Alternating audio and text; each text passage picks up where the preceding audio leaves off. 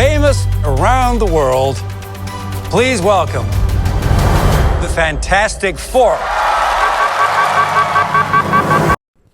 The Fantastic Four, first steps. Now, this should be the first step in a change in direction for Marvel and for Disney, but it seems more like this is the last step, and I'm going to tell you why. Alright, like I said, Fantastic Four is the new movie from Marvel, and we need a banger. This one needs to be a hit for Marvel. This one needs to be a hit for Disney, because if you think about the last few years, Thunderbolts, Captain America without Captain America, the Marvels, which nobody asked for, needed, or wanted in any kind of way. Marvel has been pushing out trash after trash. That's what it's been. And the audience has lost interest in Marvel. Nobody has that sense of, I gotta go to the movie. I gotta see this. I gotta see the previous Marvel movie in order to see this movie. The excitement, the midnight launches for this thing, being up all night talking about it, the trailers going crazy. You remember all that excitement. Well, that stuff is gone. Because the past few years, the agenda has taken over in the MCU. It's been girl balls after girl balls. It's been destroying and killing off all your legacy characters by telling you that those legacy characters were not so good, they're bad guys, and that there's a woman out there that's better and more powerful and more suited than the characters that you fell in love with. That's the agenda that Marvel and Disney has been pushing to us for the past few years. And the audience has said, no thanks. I don't appreciate it. So it brings us to this new phase of Marvel being brought in by Fantastic Four. First steps. And this movie is lazy. It's a lazy movie. Lazy writing, lazy story, lazy casting, lazy finish. I can't talk even. I'm so lazy with all the lazy. But the movie is lazy. And that's the bottom line. But there's some great things that I did like about this particular movie, starting with the look of this film. Looks absolutely amazing. It's got this, how do I describe it? Like this 50s, 60s feel, because it's set on a different Earth and all of this stuff in the old multiverse, which Marvel is doing now. But it's set in that 50s, 60s type of feel. But the color, the grade of this movie looks absolutely beautiful. And I'm talking about beautiful. It's a beautiful movie. I think that a lot of movies should look at this. If you're making a movie like, say, like Godfather or something old, Vice City as a movie, you should do it in this color grade. And this thing, again, this thing looks amazing. It was one of the best things about the film. Now, we need to get into the story. Now, depending on who you ask, you could go with the story that they chose, or you could have went in a whole lot of different ways, especially with the comic books and all the material that you have to choose from. But they chose to go with the baby. Yes, baby. B-A-B-Y, whiny, crying, pacify baby element. That's the story. The entire movie is about the baby. And I don't want to get all into comics and how powerful and OP this particular baby of Sue Storm and Reed Richards is. Okay, that's its own thing. That's its own separate thing. But this whole entire movie, and I'm not talking about 2 minutes. I'm not talking about 5 minutes. The whole thing is about this baby. The whole focus of the film is about, I'm like, man, I thought I came to see a superhero movie, but I came to watch, Babysitter's Club. What is going on with this whole thing? But that's what they chose. That's fine. You have a right to tell the story that you want to tell. But it was kind of off-putting, especially being that Marvel needs a hit that is out of the world right now. And a baby is just not the thing to do it. Okay, now let's get into the cast, because the cast was a big thing as well. And I tell you right off the bat, the best casting for this movie was Ebon Moss. He absolutely nailed it. I'm talking about with a passion. He nailed it. He played the Thing in this movie, and the Thing had the look too, the comic book look with the eyebrows and all that stuff. So as he's playing this character, he embodied this character in a way that is very well done. I mean, he nailed his line. He nailed every scene that he was in on screen. It felt like he meant this role, like he studied for it, like he did all the right things to bring this character to life. Now, I can't say that about nobody else, not anybody else. And we'll start with Sue. Okay, Sue Storm, who was played by, what's her name? Vanessa Kirby is her name. She didn't fit it. The look wasn't there. at all. Now, this is a great actress. I've seen her in some of the other films, across Hollywood and stuff like that. She's not a bad actress by any stretch of the imagination. I'm not saying that, but this particular role is a no-go. The girl sounded like Barry White. She had the deep voice. Hey, how you doing? She trees of green. Like this is supposed to be Sue Storm. Like she did.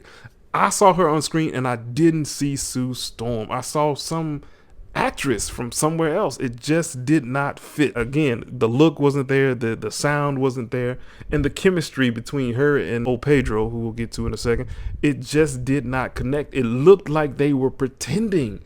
And that's something that if you're a great actress or actor, you don't want to come off as you're pretending or you're acting. It should feel natural and normal.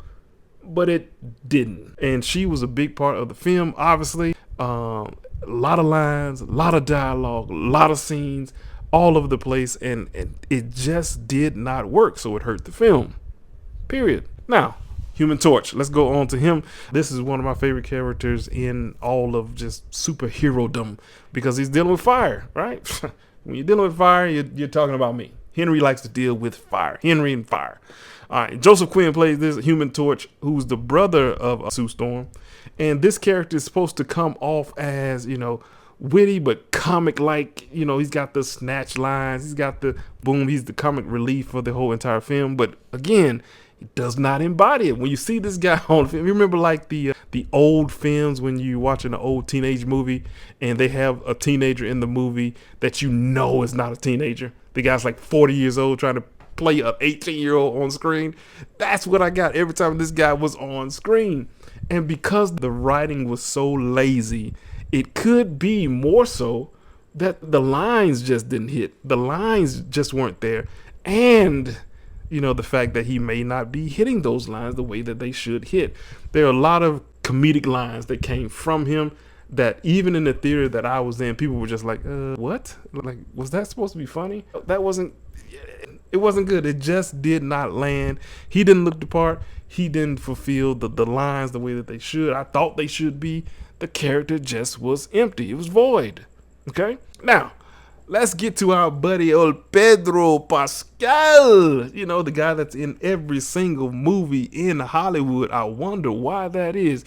Could it be because he likes to lick on these rainbow sticks like this? Yeah, that's nasty. Yes, that's our boy Pedro. And Pedro looked like he was just in this film because somebody told him to be in this film. He was supposed to be a character that is the smartest character in the MCU. That's what he's supposed to be.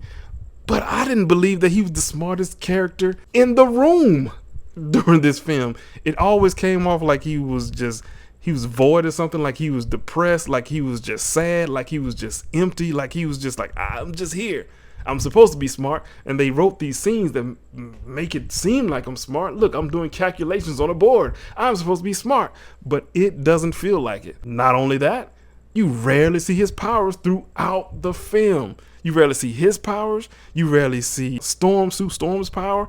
And of course, with the thing, he is the look, so it's a little different.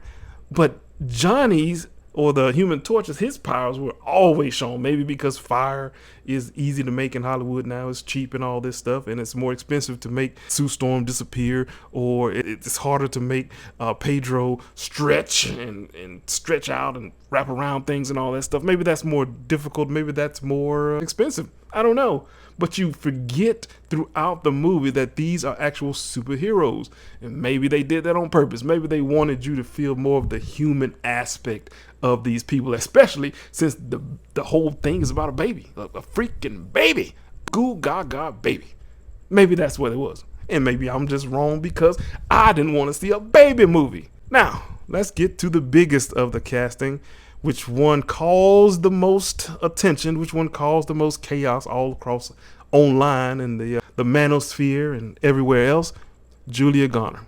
That's right, Silver Surfer, who everybody wanted to be the man, right? He's a man. Silver Surfer is a guy. He's a male. Now, I know before you run over and beat me up and punch me, hit me with a sack of potatoes, I know that there was in the comics a short period of time where there was a female Silver Surfer. And that was horrible. Nobody asked for it. Nobody wanted it. Fans rejected it in large amounts. And then Disney and Marvel said, you know what? Because the people hated that, let's do it in a film. Don't you just love it? Now, the look of the Silver Surfer was dull, but I don't know how you can make a Silver Surfer look super awesome. But I expected it to look awesome because we're in the age of AI and all this advanced technology and all this thing. I wanted the Silver Surfer to look awesome. Now, a lot of people say, look, you know, it's females, had curves and all that type stuff. I like that Silver Surfer as far as looks go. But again, the actress who played the Silver Surfer, again, Julia Gardner, just did not fulfill the role. There was no point in the movie that I felt like she was the Silver Surfer, like she owned the role or she owned the lines or that she was ever a threat, that this herald, this one that works for Galactus, she was just this powerful being. It never came across. Same thing with Galactus. You know, his voice was just almost annoying. Now, I love the way that they did Galactus in this movie, the size and the scale, this stuff. Again, this movie looks amazing. It looks great. There was a scene when he's coming up onto land from water, and I'm like, man, the scale of this thing looks absolutely amazing, especially if you're watching it in IMAX and all that stuff. They did a great job with that, but there was no point throughout the movie that I felt like the heroes were really heroes, the villains were really villains. It felt like everybody in the movie were friends outside of the movie. It felt like, you know, when you're in the court and this judge is giving you this sentence to pay child support or something like that, and you're looking at these people, they're looking all mean and stuff like that, and they're looking all angry, and they're just got all this makeup on and stuff like that. But as soon as they walk out the courtroom, you get a glimpse and you peek at them, and they high-fiving each other, and they go to lunch together. That's what this film felt like. It felt like nobody took the role seriously, and then it just came out on screen. Like, we're friends, we're just kind of playing more of a stage play type of thing, but this isn't a film. I don't really dislike you. I don't really want to fight the Silver Surfer. I don't really think that Galactus is going to crush me and eat me like a grape or anything like that. We're all friends and buddy. That's what the film felt like to me. Nobody outside of the thing really embodied the role. That's why I say that the film felt lazy. And as far as Pedro, I think that Hollywood has to really do some thinking, because you can't have a character on screen that is doing all this wild stuff off screen, because when you see them then on screen, it gets weird. How am I supposed to believe that Pedro or Mr. Fantastic is this brilliant man, this brave, strong leader for the Fantastic Four? How am I supposed to believe that again when I see this guy off screen doing this? Yep. Go Pedro. Go Pedro. That's nasty. That is super nasty, man. So Pedro, Hollywood has to figure out how to separate the two. How do I get it so that the actors and actresses are not revealing so much of their personal lives, their political lives, their religious lives even, and so that when you see these people, you think of a particular character, not the wild stuff that they're doing outside of the movie, outside of the film and all that stuff. And I think that's something big that Hollywood has to look into. Now, like I said, the movie wasn't absolutely breathtaking at all, but it wasn't a dumpster fire either, which is an improvement for Marvel, considering all the failures that they've had as of late.